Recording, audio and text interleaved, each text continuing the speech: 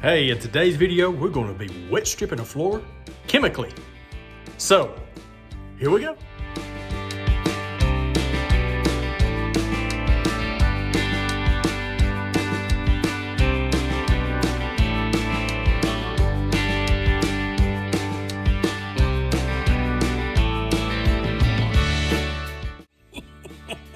I told you that square scrub stuff. You just thought you wasn't gonna have to do no more wet stripping with chemicals. Take that to school, boy.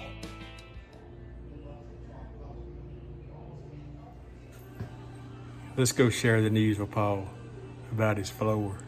It's going to have to be wet stripped. He ain't going to like it. Hey, Paul. Yeah. I got news for you. You're going to have to wet strip that floor.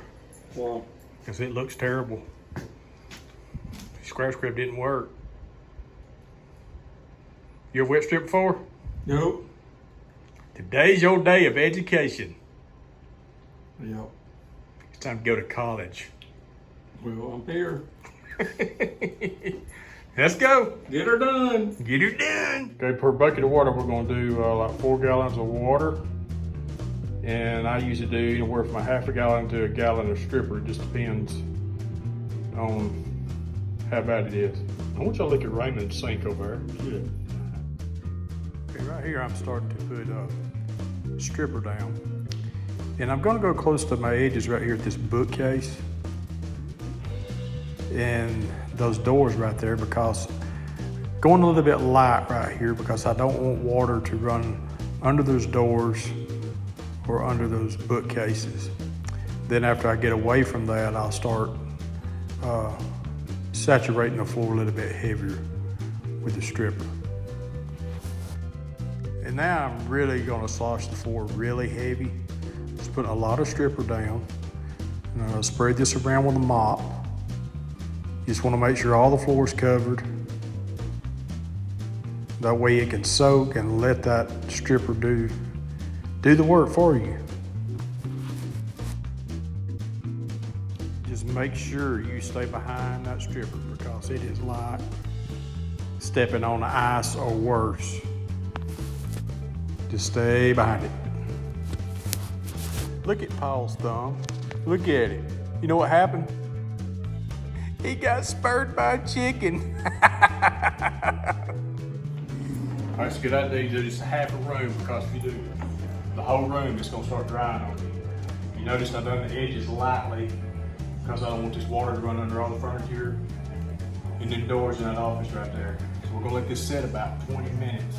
Then we're gonna come here with slow speed and then we're gonna start scrubbing. We're gonna be stripping with a black pad, slow speed. And you always want to work into your stripper. You never want to get over there in the middle of the floor and start working. You always want to work your way into the stripper. That way it's been agitated and the floor is not slick where you have agitated it with a machine.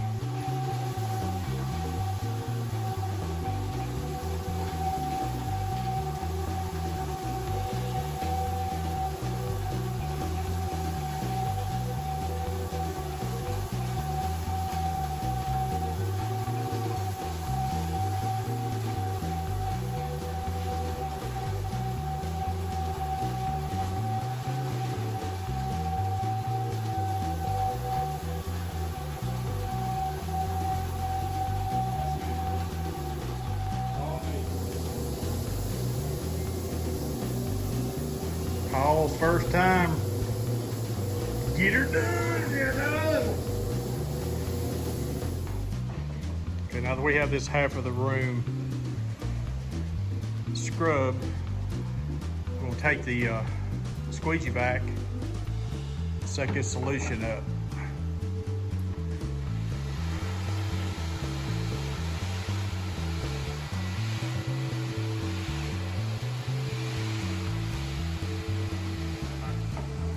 We're gonna do a double rinse. A double rinse is I'm gonna rinse it one time with water.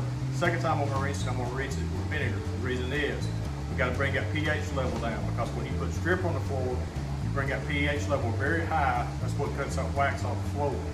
So in order to put wax back on the floor to stop yellowing, we got to bring that pH level back down. So that's what I'm gonna do now. Is the first rinse, then the second rinse we'll do the vinegar.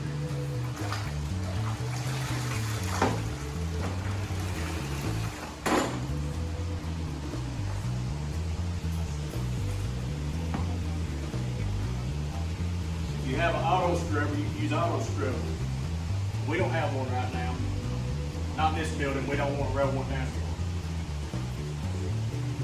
All right, a good rule of thumb is we're fixing to take a lunch break. I don't want to leave this pad, this machine on the floor during lunch.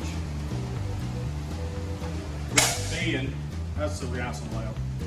This will stick to the floor, leave a circle on the floor, so I'm going to take my rinse mop and get that up. You always want to get that up off the floor. You can actually, it's going to be a while, take this pad in the custodian closet and rinse it out. Because if it dries in here, it's going to be kind of crusty and the pad's not going to be as efficient to scrub the floor like you want it to. So it's been double rinsed.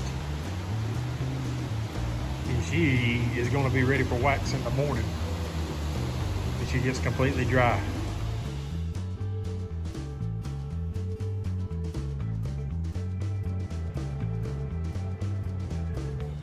So wet stripping, kind of amazing.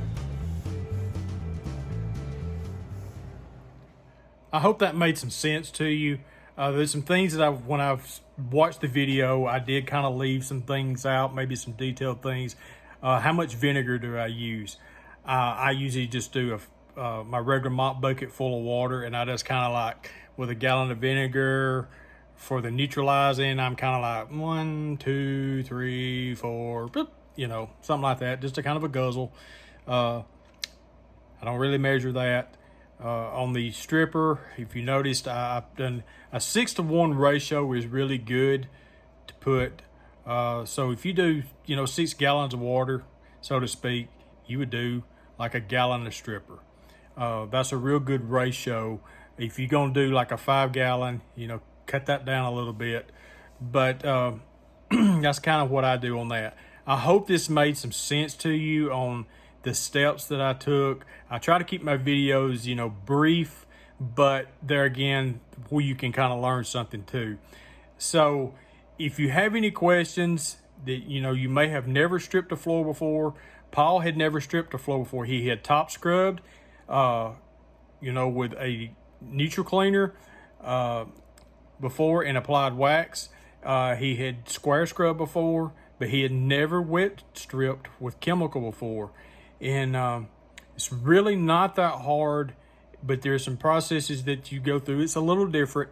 I didn't show on this video about razor blading edges or doodle bugging edges. I completely forgot all about that video or any of that. So apologize for that. But there again, any questions, any comments that you have, I will do my best to answer those questions. Before we go, hit that subscribe button. I want you to enjoy this channel and get those notifications when I post new videos. And you can find me on Facebook at Mr. Jeff the Custodian. And all you got to do is send a request and I will approve you. And we can communicate that way as well. Have a great, blessed day, guys. Oh yeah, I'm gonna go eat a crow burger because I said I wasn't going to wet strip a floor with chemical again. Well, guess what?